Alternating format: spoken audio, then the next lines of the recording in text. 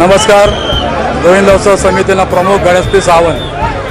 આજે ભાગળ 4 રસ્તા ખાતે ટોટલ 5 મટકી બાંધવામાં આવી હતી. એ 5 મટકીમાં 2 મહિલા મંડળ દ્વારા બાંધવામાં આવી હતી, જેમાં જય ભવાની મહિલા મંડળ એના દ્વારા એક મટકી ફોડવામાં આવી. બીજી આરકે સ્પોર્ટ ક્લબ મહિલા મંડળ દ્વારા મટકી ફોડવામાં આવી.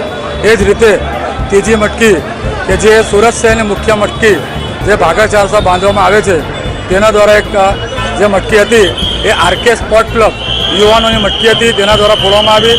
એ જ રીતે ચોથી જે મટકી હતી એ 50 વર્ષ જૂનું નિર્વાણ અખાડા જે બેગમપુરાનું ગોવિંદા મંડળ છે તેમના દ્વારા ફોડવામાં આવી.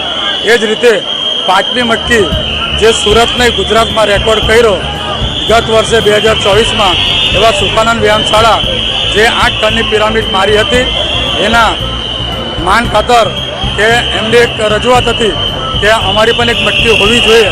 તો સુખાનંદ વ્યાયામશાળા કે જે 8 થર મારેલ તેના માટે એક વિશેષ મટકી 7 થરની બાંધવામાં આવી હતી. તો એમને આજે એક રેકોર્ડ કર્યો. સુરતમાં 5 થર 6 થર સુધી મટકી ફોડી છે. ભાગળ ખાતે 7 થર એટલે કે 7 પિરામિડ કરીને મટકી ફોડનાર એક સુખાનંદ વ્યાયામશાળા કે જેઓ પ્રથમવાર ગુજરાતમાં એમનો નંબર આવેલ છે.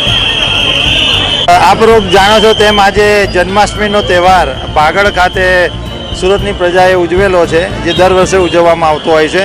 પ્રજામાં એક અનેરો ઉત્સાહ હતો અને બધા કૃષ્ણમય બની ગયેલા હતા. ગોવિંદા ઉત્સવ સમિતિ દ્વારા અહીંયા મટકી ફોડનો પ્રોગ્રામ પણ રાખવામાં આવેલો હતો, જેમાં મહેરબાન પોલીસ કમિશનર સાહેબશ્રી, MP સાહેબશ્રીઓ તેમજ અન્ય મહાનુભાવો પણ હાજર રહેલા હતા. તેમની હાજરીમાં મટકી ફોડનો પ્રોગ્રામ પણ ઉજવવામાં આવેલો હતો અને જેમાં જે સૌથી ઊંચાઈવાળી મટકી ફોડી તેના ઇનામ પણ આપવામાં આવેલું છે. અને પોલીસે આ પ્રજા